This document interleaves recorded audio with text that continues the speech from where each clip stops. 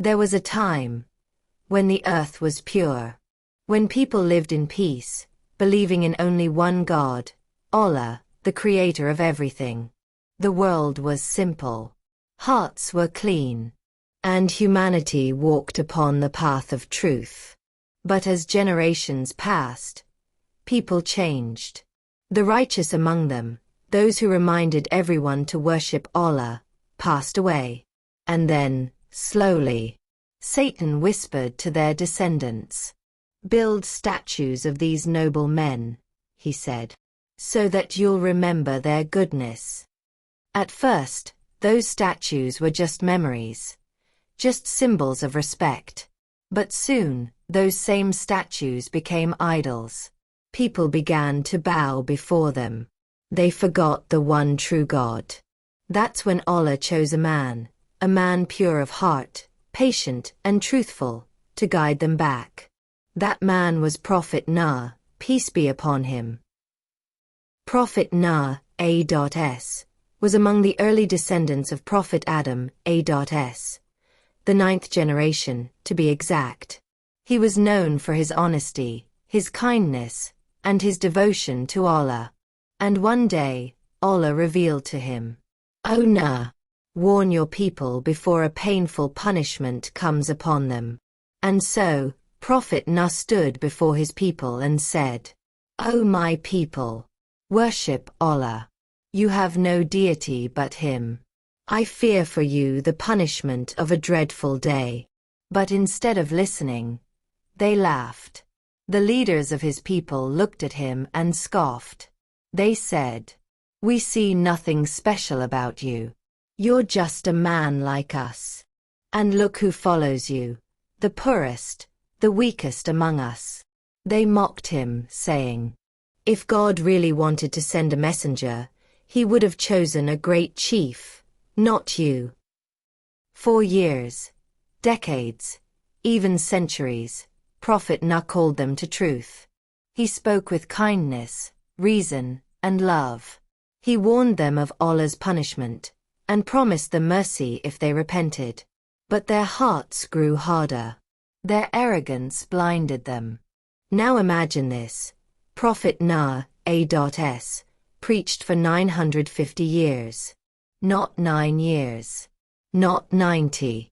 950 years of constant effort, day and night, calling people to Allah. He said, "O my people, ask forgiveness from your Lord. He will send rain upon you in abundance, and increase you in wealth and children, and provide you gardens and rivers." Surah Nuh, 71:10, 12. But what did they do? They covered their ears. They wrapped their clothes over their heads. They turned away. The Quran describes it. They put their fingers in their ears, covered themselves with their garments, and persisted in arrogance. Yet, Prophet Nuh never gave up. Every sunrise, he would try again. Every sunset, he would pray for them. 9.5 centuries. And only a handful believed. Eventually, Prophet Nuh was heartbroken. He looked upon his people he had loved, warned, and guided, and realized they would never change.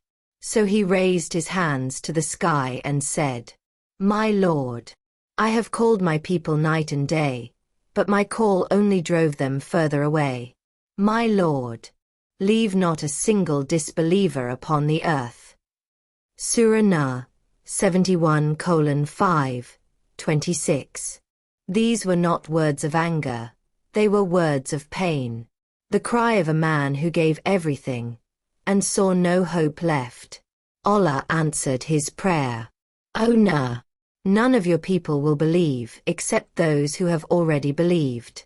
So do not grieve over what they do. And build the ark under our eyes and with our command." Surah Hud, 11:36, 37. And so, Prophet Nuh began to build the ark, a massive ship, right in the middle of dry land. People gathered around him and laughed. "Nuh, you've gone mad," they said. You're building a ship in the desert? Where's the ocean? But Nuh, A.S., calmly replied, if you mock us now, we will mock you just as you mock. And soon, you will know who will face a humiliating punishment. Every plank, every nail was placed by his own hands, guided directly by Allah. The ark was huge, strong, tall, and wide. It had 3 levels. The lower deck for animals, the middle for humans, and the upper for supplies and food. It took years to complete. And when it was done, it stood like a miracle of faith in the barren desert.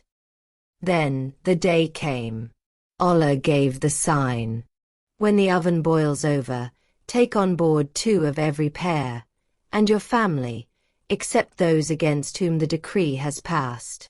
Surah Hud, 1140. Suddenly, the ground trembled. Water gushed from the earth. The sky burst open with rain like never before.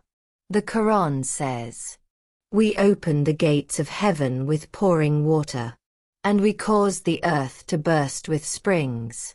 So the waters met for a matter already predestined. Surah Al-Qamar, 54:11, 12. Imagine it. Thunder roaring, mountains disappearing beneath the waves, villages washed away, and the screams of those who once laughed. The ark began to rise, floating over the chaos. Inside it were the believers, the faithful who trust Allah. As the ark sailed upon the waves, Prophet Nuh looked and saw his own son, standing far away on a mountain peak. He called out, "O my son, come aboard with us and do not be among the disbelievers." Surah Hud, 1142. But his son shouted back, "I will seek refuge on a mountain to protect me from the water." Nuh, A.S., cried, "There is no protector today from the command of Allah, except for those upon whom He has mercy." At that moment, a towering wave came between them, and Nuh watched helplessly as his son disappeared beneath the water. Even a prophet, the most patient of men, had his heart broken that day.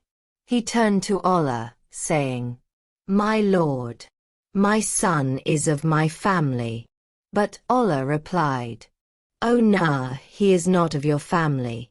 His conduct was unrighteous." Surah Hud, 1146. A painful reminder that faith, not blood, makes one family in the eyes of Allah.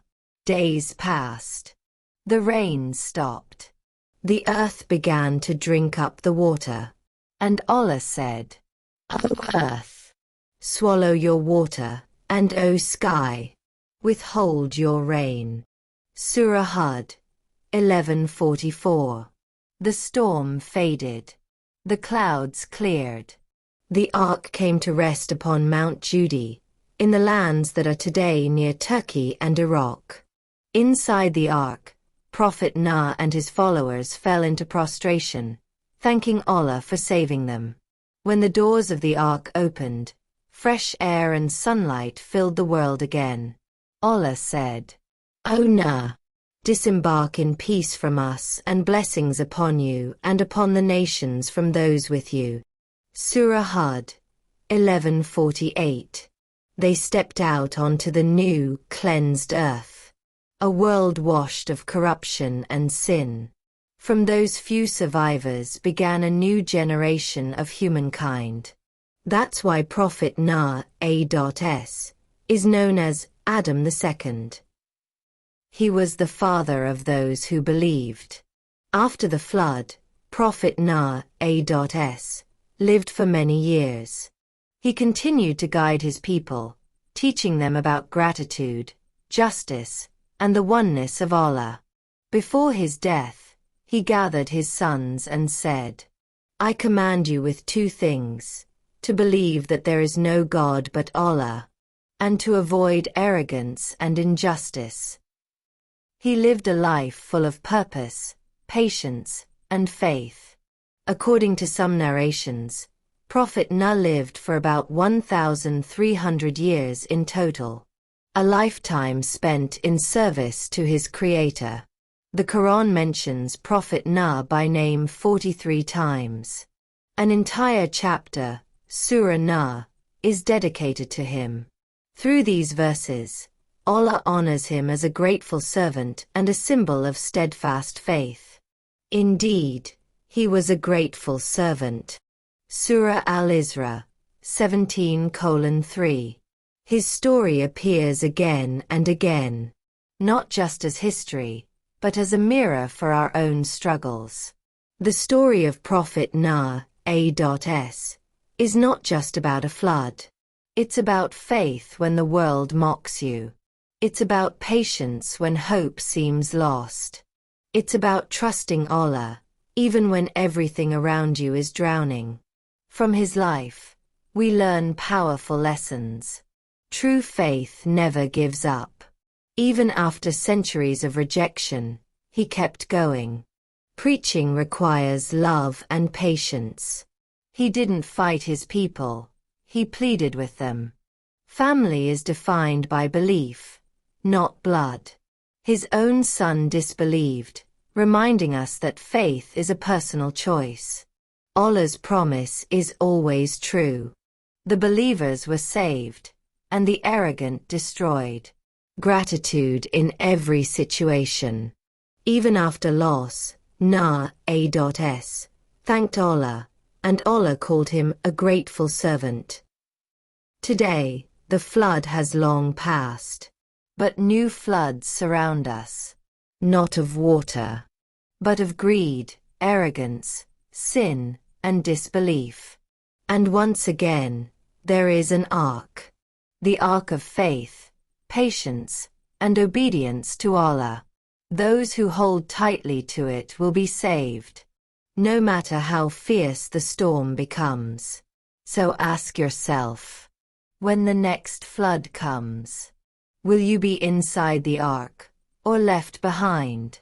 The story of Prophet Nuh, A.S., isn't about destruction. It's about hope.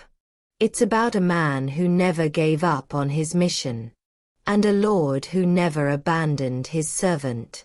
Every storm in life passes, but only those who stay steadfast in faith will find the shore. So remember, the Ark of Nuh still sails, not on oceans, but in hearts full of faith. Peace and blessings be upon Prophet Nuh, A.S., and upon all those who believe, endure, and trust in Allah.